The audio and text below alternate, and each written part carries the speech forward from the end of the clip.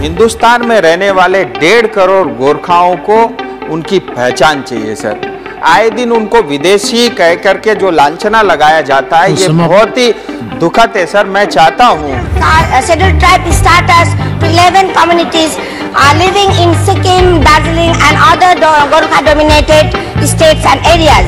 7 अलग-अलग समाज के लोगों को, जिसमें लेपचा, धुपका, भूटिया, यल्मो, शेरपा, लिंबू, सुब्बा, तामांग जातियां मगर, राई, सुनवार, याखा, गुरुंग, नेवार, खस, धीमाल, जोगी, धामी, भुजेल। ये देश, यहाँ के आरक्षण की मांग कहीं ना कहीं से हमेशा उठती ही रहती है। कभी राजस्थान, कभी कर्नाटक, तो कभी उत्तराखंड और मणिपुर में तो आप देख ही रहे हैं। खैर, आज ये कहानी सिक्किम राज्य से है, जहाँ काफ़ी समय से ये मांग लगातार उठ रही है। तो क्या है इसकी वजह, कैसे उठ रही है ये आवाज़? Welcome to inner call. The 12 communities in Sikkim are yet to get their get listed into the list of scheduled tribes. रख दिया गया, लेकिन अभी भी 11 जनजातियां मगर, राई, सुनवार, याखा, गुरुंग, नेवार, खस, धीमाल, जोगी, धामी, भुजेल, ऐसे 11 जनजातियां छूटी हुई है। सिक्किम विविध संस्कृतियों और जातीयताओं की भूमि, सदियों से अनेक स्वदेशी समुदायों का घर रहा है, जिनमें से प्रत्येक की अपनी अनूठी पहचान है। भूटिया और लेपचा जैसे कुछ समुदायों को दशकों पहले से अनुसूचित जनजाति एसटी का दर्जा प्राप्त है, जबकि कुछ अन्य अब भी मान्यता की लड़ाई लड़ रहे हैं। लिंबू और तमांग समुदायों को 2003 में एसटी का दर्जा मिला, लेकिन नेपाली मूल के 12 अन्य समुदाय अब भी इस सूची में शामिल होने के लिए संघर्ष कर रहे हैं। यह मान्यता इसलिए महत्वपूर्ण है क्योंकि इससे उन्हें संवैधानिक सुरक्षा, सामाजिक आर्थिक लाभ और सांस्कृतिक पहचान की रक्षा प्राप्त होती है। हालांकि चोग्याल शासनकाल के दौरान इन समुदायों को सिक्किम के स्वदेशी निवासी के रूप में पहचाना गया था, लेकिन 1975 में भारत में राज्य के विलय के बाद इन्हें एसटी श्रेणी में शामिल नहीं किया गया। वर्षों से राजनीतिक नेताओं, सामुदायिक संगठनों और कार्यकर्ताओं ने इनकी मांग उठाई, लेकिन प्रक्रिया धीमी रही। हाल के वर्षों में यह आंदोलन गति पकड़ चुका है और कई महत्वपूर्ण बैठकें तथा राजनीतिक हस्तक्षेप इसे राष्ट्रीय स्तर पर ला चुके हैं। इन 12 नेपाली मूल के समुदायों को अब भी बाहर रखा गया है, जबकि उनके सामाजिक, सांस्कृतिक और आर्थिक संघर्ष समान है।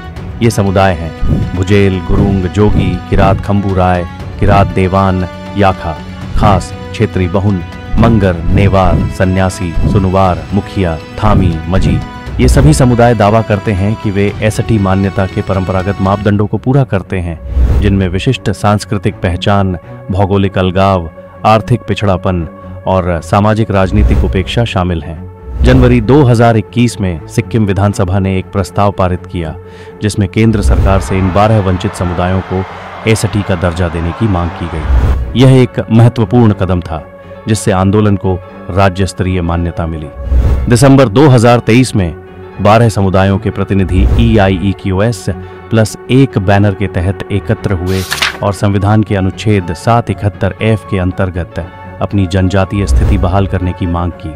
उन्होंने कहा कि चोग्याल शासन में एसटी जैसी कोई अवधारणा नहीं थी, लेकिन उन्हें विशेष प्रतिनिधित्व और नौकरियों में आरक्षण प्राप्त था। अक्टूबर 2024 में सिलीगुड़ी में एक महत्वपूर्ण समन्वय बैठक आयोजित की गई, जिसमें सिक्किम के मुख्यमंत्री प्रेम सिंह तमांग, पश्चिम बंगाल के प्रतिनिधि और अन्य प्रमुख हस्तियों ने भाग लिया। इसमें दोनों राज्यों के बीच एक संयुक्त कार्रवाई समिति, ज्वाइंट एक्शन कमेटी, बनाने का प्रस्ताव पारित हुआ, ताकि मांग को एक व्यवस्थित रूप में आगे बढ़ाया जा सके। दिसंबर 2024 में दार्जिलिंग के सांसद राजू बिष्टा ने संसद में यह मुद्दा उठाया और पूछा कि एसटी दर्जा मिलने में इतनी देर क्यों हो रही है। उन्होंने कहा कि स्वतंत्रता से पहले इन समुदायों को हिल ट्राइब्स माना जाता था, लेकिन 1947 के बाद उनकी पहचान छीन ली गई। उन्होंने कहा कि यह आंदोलन आरक्षण पाने का नहीं, बल्कि पहले से मौजूद अधिकारों को बहाल करने की लड़ाई है। मार्च 2025 में सिक्किम राज्य उच्च स्तरीय समिति SSHLC की अध्यक्षता में V.V. शर्मा द्वारा कोलकाता में 2 दिवसीय बैठक आयोजित की गई, जिसमें इन समुदायों को एसटी दर्जा दिलाने के लिए एक एथनोग्राफिक रिपोर्ट को अंतिम रूप दिया गया। यह रिपोर्ट फरवरी 2025 में दिल्ली में प्रारंभिक चर्चा के बाद तैयार की गई थी। और जल्द ही केंद्र को सौंपे जाने की संभावना है। इन प्रयासों के बावजूद एसटी दर्जा प्राप्त करना एक जटिल प्रक्रिया है, जिसमें मानव विज्ञान आधारित दस्तावेजीकरण, कानूनी समीक्षा और राजनीतिक बातचीत शामिल होती है। कुछ विपक्षी समूहों का यह भी कहना है कि नए समुदायों को शामिल करने से मौजूदा आरक्षण ढांचे पर असर पड़ सकता है। अनुसूचित जनजाति की मान्यता सिर्फ आरक्षण पाने की बात नहीं है, ये ऐतिहासिक अन्यायों को स्वीकार करने, सांस्कृतिक पहचान की रक्षा करने और सामाजिक आर्थिक विकास को सुनिश्चित करने की बात है। सिक्किम के ये 12 समुदाय राज्य की सांस्कृतिक विविधता का अभिन्न हिस्सा है और उन्हें एसटी सूची में शामिल करना एक ऐतिहासिक भूल को सुधारना होगा। राजनीतिक समर्थन, सामुदायिक जागरूकता और उच्च स्तरीय बैठकों के चलते यह आंदोलन एक निर्णायक मोड़ पर है।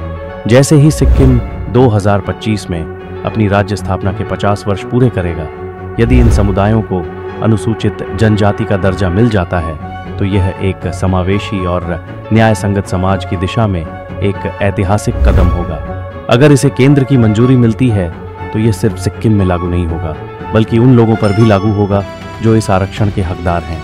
14 लाख से ज्यादा गोरखा समुदाय के लोग जो नेपाली भाषा बोलते हैं। इसका मतलब ये भी है कि यह व्यवस्था दार्जिलिंग और कालिम्पोंग जैसे पहाड़ी इलाकों में भी लागू होगी, क्योंकि संसद में उन क्षेत्रों का प्रतिनिधित्व राजू बिस्टा करते हैं।